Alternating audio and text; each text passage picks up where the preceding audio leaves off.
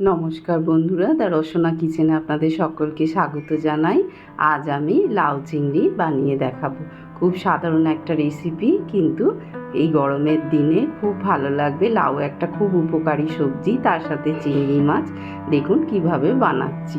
আমি একটা কড়ায় 1 চামচ তেল দিয়েছি, তার মধ্যে একটা শুকনো লঙ্কা আর দেব হাফ চামচ গোটা জিরে দিয়ে, আর দেব একটা তেজপাতা ছিঁড়ে একটু নাড়াচাড়া করে নিয়ে আমি একটা গোটা ছোট লাউকে এরকম সরু সরু করে কেটে রেখেছি, সেই লাউটা এর মধ্যে দিয়ে দেব। দিয়ে একটু ফোড়নের সাথে ভালো করে নাড়াচাড়া করে নেব। লাউটাকে খুব ভালোভাবে নাড়াচাড়া করে নিয়ে এর মধ্যে দেব আমি অল্প একটু নুন আর দেব অল্প পরিমাণ মতো হলুদ দিয়ে, আবার নুন হলুদটা দিয়ে লাউটাকে আরও একটু ভালো করে নাড়াচাড়া করব। লাউ খুব উপকারী সবজি, আর এই গরমের দিনে লাউ খাওয়া শরীরের জন্য খুব ভালো। ভালো করে নাড়াচাড়া করে নিয়ে আমি গ্যাসের ফ্লেমটাকে লো করে দিয়ে ঢাকনা দিয়ে লাউটাকে কিছুক্ষণ হতে দেবো, আর এই লাউ থেকে জলও বেরোবে। এবার আমি আরেকটা প্যানে 2 চামচ সর্ষের তেল নিয়েছি, তার মধ্যে আমি চিংড়ি মাছ আগে থেকে ধুয়ে বেছে পরিষ্কার করে নুন হলুদ মাখিয়ে রেখেছিলাম, সেই চিংড়ি মাছগুলো তেলের মধ্যে ছেড়ে দেব। দিয়ে ভালো করে নাড়াচাড়া করে একটু ভাজবো। খুব বেশি ভাজবো না, তাহলে মাছগুলো শক্ত হয়ে যাবে। হালকা করে ভেজে নেব। এইরকম ভাজা ভাজা হয়ে গেলেই আমি মাছগুলোকে তুলে নেব। এবার আমি ওই প্যানের মধ্যে আরও 1.5 চামচ মতো সর্ষের তেল দিয়ে দেব। দিয়ে তেলটাকে আরও একটু কিছুক্ষণ গরম হতে দেব। তেলটা যখন এইভাবে গরম হয়ে যাবে, তখন আমি এর মধ্যে দেব 4টে এলাচ আর একটা দারচিনি টুকরো দিয়ে একটু নাড়াচাড়া করে নিয়ে 2টো মাঝারি সাইজের পেঁয়াজ ভালো করে কুচিয়ে রেখেছিলাম, সেই পেঁয়াজ দুটো দিয়ে পেঁয়াজটাকে একটু নাড়াচাড়া করে ভেজে নেব। একটুখানি পেঁয়াজ ভাজা হয়ে যাবার পর এর মধ্যে আমি একটু অল্প পরিমাণে নুন দেব।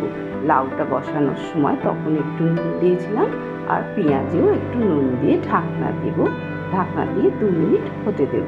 2 মিনিট পর আমি ঢাকনাটা খুলে পেঁয়াজটাকে আর একটু নাড়াচাড়া করে নেব। দেখুন পেঁয়াজটা প্রায় সিদ্ধ নরম হয়ে গেছে, তেলও ছেড়েছে পেঁয়াজ থেকে। এইভাবে পেঁয়াজটাকে আস্তে আস্তে ভেজে নেব। ভাজা হয়ে গেলে আমি এর মধ্যে দেব হাফ চামচ জিরের গুঁড়ো, আর দেব ঝালের জন্য হাফ চামচ লাল লঙ্কার গুঁড়ো, আর দেব হাফ চামচ কাশ্মীরি লঙ্কার গুঁড়ো দিয়ে, আর পেঁয়াজের সঙ্গে এগুলোকে ভালো করে মিশিয়ে নেব। তারপর দেব অল্প একটু হলুদের গুঁড়ো।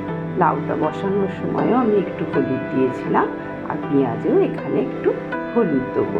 তারপর দেব আমি এর মধ্যে 1 চামচ আদা পেস্ট দিয়ে ভালো করে মাখিয়ে নিয়ে, লাউটা যে আমি সেদ্ধ করেছি জল বেরিয়েছে, সেই জলটা এই পেঁয়াজের মধ্যে দিয়ে একটু নাড়াচাড়া করে কষিয়ে নেবো। মশলাটা সব রেডি হয়ে গেছে, লাউটাও আমার সিদ্ধ হয়ে গেছে, মশলাটাও রেডি।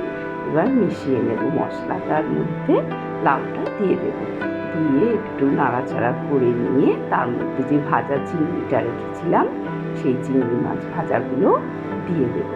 দিয়ে কিছুক্ষণ নাড়াচাড়া করে নিয়ে আমি একটু ঢাকনা দিয়ে দেবো।